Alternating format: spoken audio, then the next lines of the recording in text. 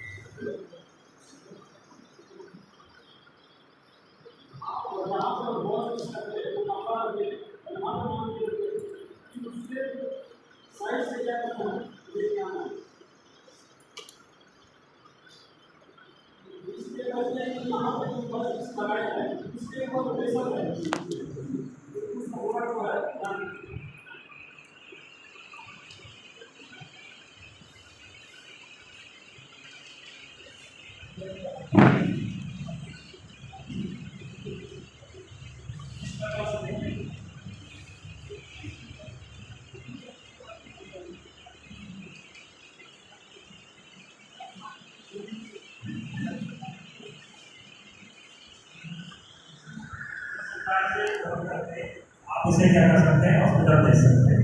इसको पेन भी कम होगा और इसके गाँव में भी कंटामिनेशन नहीं होगा। ठीक है।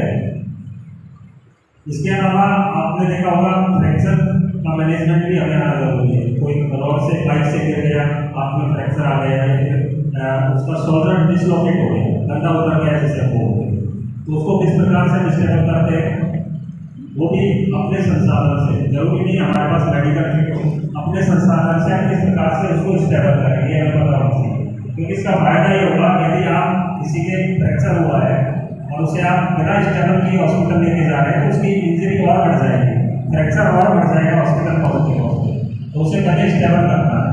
स्टेबल करने के लिए वही सामान्य कपड़ा आप यूज कर सकते हैं।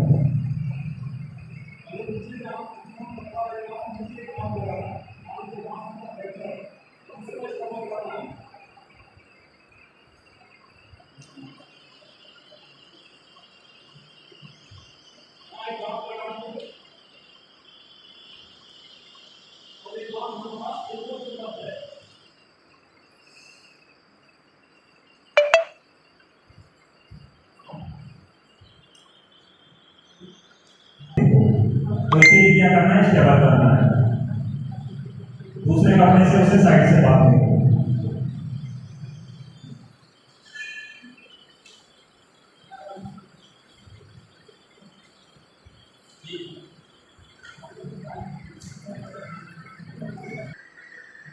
जो ऑब्जेक्ट पेनिट्रेट कर चुका है उसे निकालना नहीं है, उसे स्टेबल करके हमें हॉस्पिटल में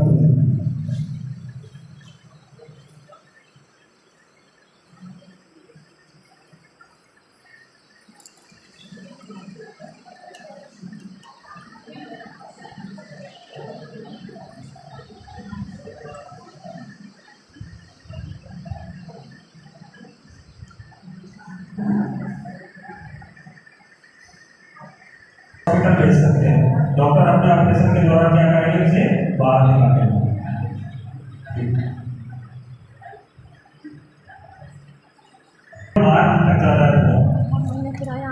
नमी को बरकरार रखना है क्योंकि उस पेपर कप में हम उसकी आपकी बाहर निकला हुआ है उसे डाल रहे हैं, उसकी आई बॉल को डाल रहे हैं।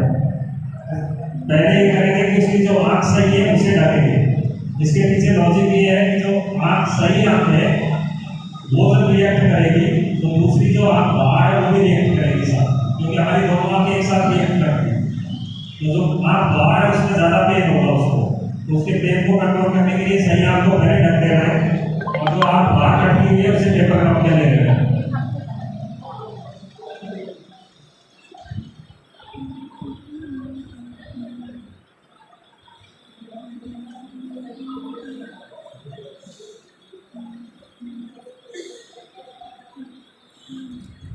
आपने इसको स्टेबल कर दिया, आराम से आप बाइक पर बिठा के भी आप ले जा सकते हैं हॉस्पिटल। उसकी आँख की रोशनी भी दी जाएगी और विक्टिम को पेन भी कम होगा। होता ही है, हम किसी को कैसे पहचाने क्या होता है आपके पहचान, किसी को चेस्ट में पेन होता है, ठीक है, चेस्ट में पेन को और रीजन हो सकते हैं, सामान्य रीजन भी हो सकते हैं कई बार, बट इस प्रकार की सिचुएशन है तो हमें डाउट करना पड़ेगा चेस्ट में भी पेन हो रहा है। तो हार्ट एनर्जी, जब हम हार्ट की बात करें, हार्ट हमारा लेफ्ट साइड होता है कि राइट साइड, लेफ्ट साइड होता है। एक्चुअल हार्ट लेफ्ट साइड में होता है ना, ही राइट साइड होता है। हार्ट सेंटर में होता है लेकिन हल्का सा लेफ्ट साइड में झुका हुआ होता है, स्ट्रेट होता है, ठीक है। लेफ्ट साइड की तरफ क्या होता है, हल्का सा टिल्ट होता है।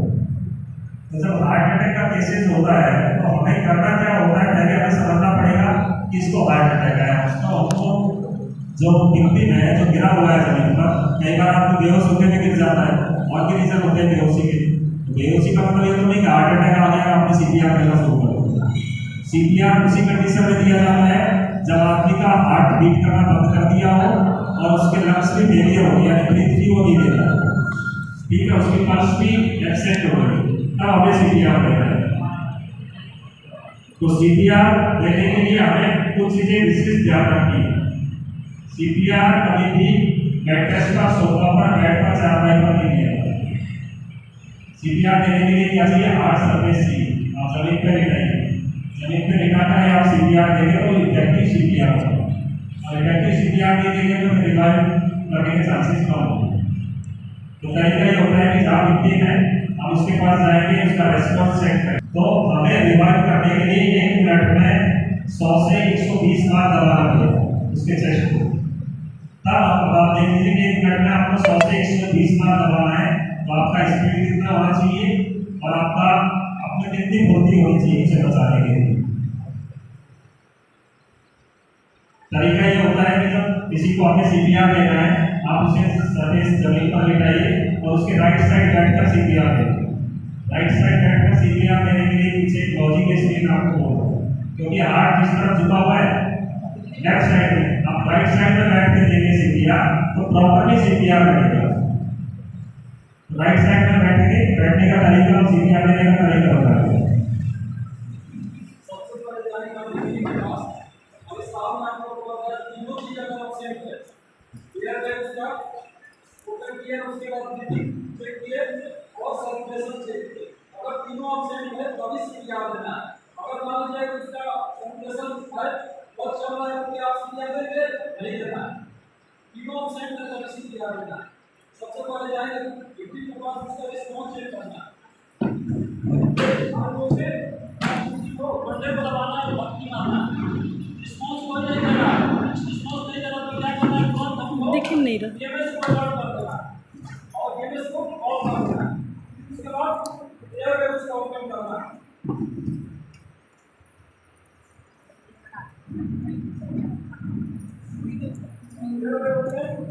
दिख ही नहीं रहा,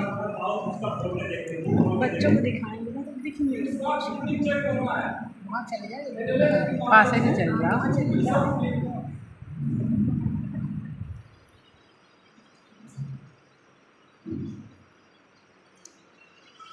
विक्टिम ऑप्शन। उसके बाद उसका पल्स चेक करना है, कैरोटिड पल्स।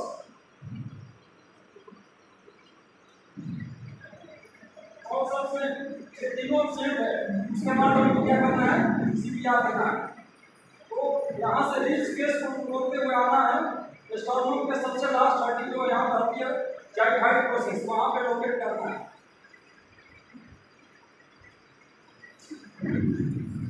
यहाँ लोकेट कर दिया, वहाँ यहाँ से क्या करना है, 2 उंगली करना है और अपना राइट हैंड या लेफ्ट हैंड का मास्टर हैंड क्या करना है, इसको हथेली लगाना है और फिर बायां हाथ से क्या करना है, दाहिना हाथ को लॉक करना है और बिल्कुल विक्टिम के ऊपर सवार हो जाना है। क्योंकि 5 से 6 सेंटीमीटर क्या करना है, चेस्ट को कंप्रेस करना है। यहाँ से हम छाती पर क्या करेंगे, चेस्ट कंप्रेस करेंगे और जो हमारे साथी है 2 बार क्या करेंगे, चेस्ट को भी करेंगे। 1 2 3 4 5 6 7 8 9 10 11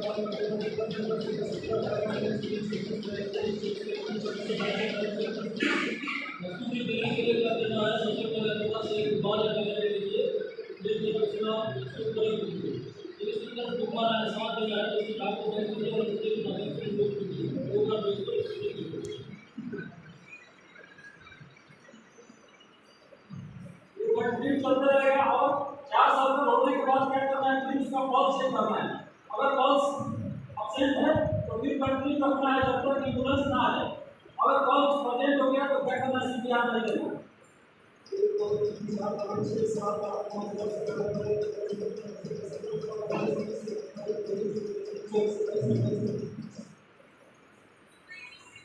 जैसे कि मैंने बताया 1 मिनट में 4 साइकिल हमें पूरा करना है। एक साइकिल में 30 बार चेस्ट कंप्रेस करेंगे, 2 बार रेस्क्यू दबाया, ऐसा नहीं होगा। आप एक ही रिदम में उसको कंटिन्यू दबाएंगे, 30 बार दबाएंगे और 2 बार रेस्क्यू देते हैं। रेस्क्यू देते समय ध्यान रखना है तो हमारे पास मेडिकल अपने संसाधन से हम किस प्रकार से उसको स्टेबल करेंगे, क्योंकि इसका फायदा ये होगा यदि आप किसी के फ्रैक्चर हुआ है और उसे आप बिना स्टेबल किए हॉस्पिटल लेके जा रहे हैं तो उसकी इंजरी और बढ़ जाएगी, फ्रैक्चर और बढ़ जाएगा हॉस्पिटल पहुंचते पहुंचते। तो उसे पहले स्टेबल करना है। स्टेबल करने के लिए वही सामान्य कपड़ा आप यूज कर सकते हैं।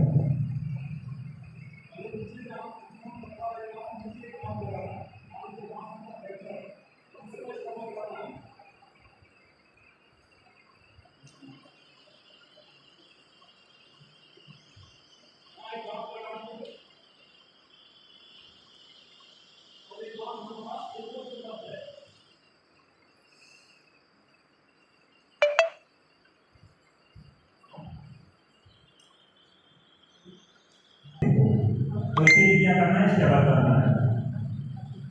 दूसरे कपड़े से उसे साइड से बांध देंगे।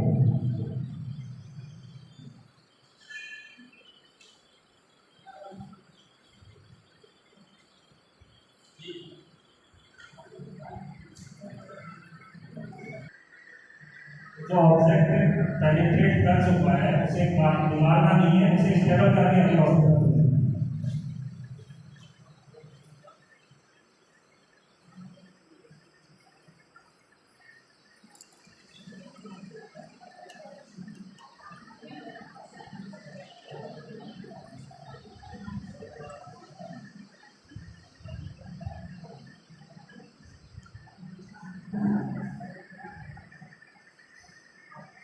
हॉस्पिटल भेज सकते हैं, डॉक्टर अपने ऑपरेशन के दौरान क्या करेंगे, उसे बाहर निकालेंगे।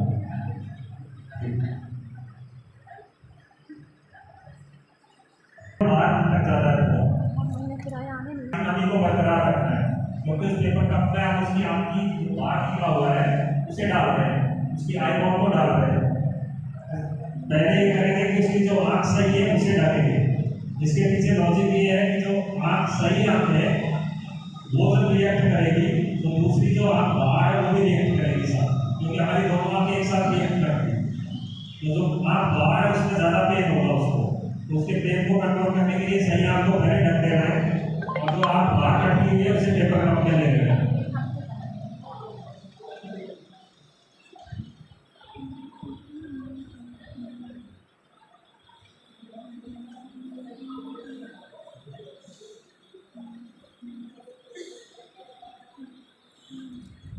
आपने इसको स्टेबल कर दिया, आराम से आप बाइक पर बिठा के भी आप ले जा सकते हैं हॉस्पिटल। उसकी आंख की रोशनी भी दी जाएगी और लिक्विड को पेन भी कम होगा। होता ही है, हम किसी को कैसे पहचाने, क्या होता है आपके पहचान,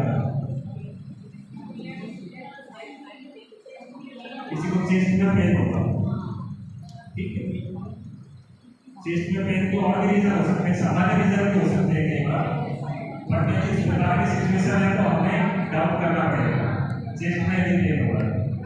तो हार्ट पहली चीज, जब हम हार्ट की बात करें, हार्ट हमारा लेफ्ट साइड होता है कि राइट साइड, लेफ्ट साइड होता है। एक्चुअली हार्ट लेफ्ट साइड ना होता है ना ही राइट साइड होता है, हार्ट सेंटर में होता है, लेकिन हल्का सा लेफ्ट साइड में झुका हुआ होता है, टिल्ट होता है, ठीक है। लेफ्ट साइड की तरफ क्या होता है, हल्का सा टिल्ट होता है। तो जब हार्ट अटैक का केसेस होता है तो हमें करना क्या होता है, पहले हमें समझना पड़ेगा कि इसको हार्ट अटैक आया, उसका हमको जो विक्टिम है जो गिरा हुआ है जमीन पर, कई बार आपको बेहोश होने में गिर जाता है, और भी रीजन होते हैं बेहोशी के। बेहोशी का मतलब ये तो नहीं कि हार्ट अटैक आ गया आपने सीपीआर देना शुरू कर दिया। सीपीआर उसी कंडीशन में दिया जाता है जब आदमी का हार्ट बीट करना बंद कर दिया हो और उसके लंग्स भी फेलियर हो गया, ब्रीथ भी वो नहीं देता, ठीक है, उसकी पल्स भी एब्सेंट हो गई, तब हमें सीपीआर देना है। तो सीपीआर देने के लिए हमें कुछ चीजें विशेष ध्यान रखनी है। सीपीआर कभी भी मैट्रेस पर, सोफा पर, बेड पर, चारपाई पर नहीं दिया जाता। सीपीआर देने के लिए क्या चाहिए, हार्ट सर्विस चाहिए। आप जमीन पर लेटाइए, जमीन पर लेटाकर आप सीपीआर देंगे तो इफेक्टिव सीपीआर होगा, और इफेक्टिव सीपीआर नहीं देंगे तो रिवाइव करने के चांसेस कम होंगे। तो तरीका ये होता है कि जहाँ विक्टिम है हम उसके पास जाएंगे, उसका रेस्पॉन्स चेक करें। तो हमें रिवाइव करने के लिए 1 मिनट में 100 से 120 बार दबाना पड़ेगा उसके चेस्ट को। तब आप देख लीजिए कि 1 मिनट में आपको 100 से 120 बार दबाना है, तो आपका स्पीड कितना होना चाहिए और आपका अपने कितनी फुर्ती होनी चाहिए उसे बचाने के लिए। तरीका ये होता है कि जब किसी को हमें सीपीआर देना है, आप उसे सर्विस जमीन पर लेटाइए और उसके राइट साइड बैठकर सीपीआर दें। राइट साइड बैठकर सीपीआर देने के लिए पीछे एक लॉजिक स्क्रीन आपको बोल, क्योंकि हार्ट जिस तरफ झुका हुआ है लेफ्ट साइड में, आप राइट साइड में बैठ के देंगे सीपीआर तो प्रॉपर्ली सीपीआर लगेगा। राइट साइड में बैठने का तरीका और सीपीआर देने का तरीका होता है। सबसे पहले जानकारी के पास और सामने आपको पता है तीनों चीजें का ऑप्शन है, क्लियर है उसका टोटल क्लियर, उसके बाद चेक किए और सर्कुलेशन चेक किए। अगर तीनों ऑप्शन है तभी सीपीआर देना है, और अगर मान लीजिए उसका सेंटेशन है बहुत चल रहा है कि आप सीधे देंगे नहीं देना है तीनों सेंट में सर्विसिंग दिया देना है सबसे पहले जाएंगे 50 के पास उसका रिस्पॉन्स चेक करना है आप लोग के को बटन को दबाना है भक्ति मारना रिस्पॉन्स को नहीं देना रिस्पॉन्स नहीं देना तो क्या करना है तुरंत हमको दिख ही नहीं रहा ईएमएस को ऑन कर देना और ईएमएस को ऑफ कर देना उसके बाद एयर वेव्स का ओपन करना है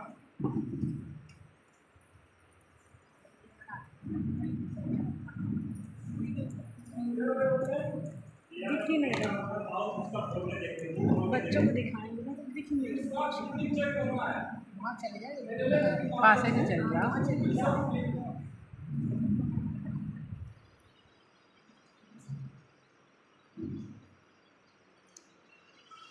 देखिए हमसे इसके बाद उसका पल्स चेक करना है कैरोटिड पल्स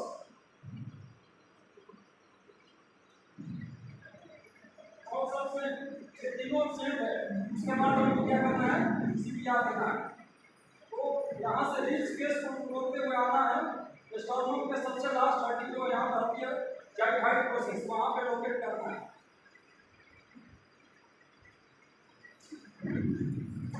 यहाँ लोकेट कर दिया वहाँ यहाँ से क्या करना है 2 उंगली करना है और अपना राइट हैंड या लेफ्ट हैंड का मास्टर हैंड क्या करना है इसको हथेली लगाना है और फिर बायां हाथ से क्या करना है दाहिना हाथ को लॉक करना है और बिल्कुल डीप के ऊपर सवार हो जाना है क्योंकि 5 से 6 सेंटीमीटर क्या करना है चेस्ट को कंप्रेस करना है यहाँ से हम छाती वाला क्या करेंगे चेस्ट कंप्रेस करेंगे और जो हमारे साथी है वो वाला क्या करेंगे चेस्ट को डीप करेंगे 1 2 3 4 5 6 7 8 9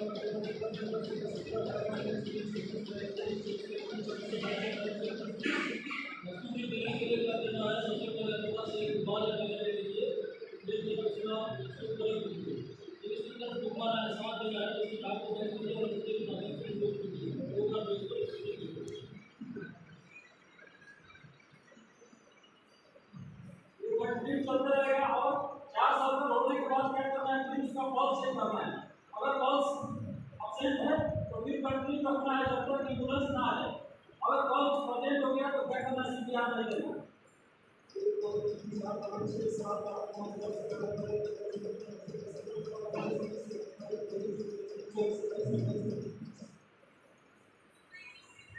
जैसे कि मैंने बताया 1 मिनट में 4 साइकिल हमें पूरा करना है। एक साइकिल में 30 बार चेस्ट कंप्रेस करेंगे, 2 बार रेस्क्यू दबाया, ऐसा नहीं होगा। आप एक ही रिदम में उसको कंटिन्यू दबाएंगे, 30 बार दबाएंगे और 2 बार रेस्क्यू देते समय ध्यान रखना है।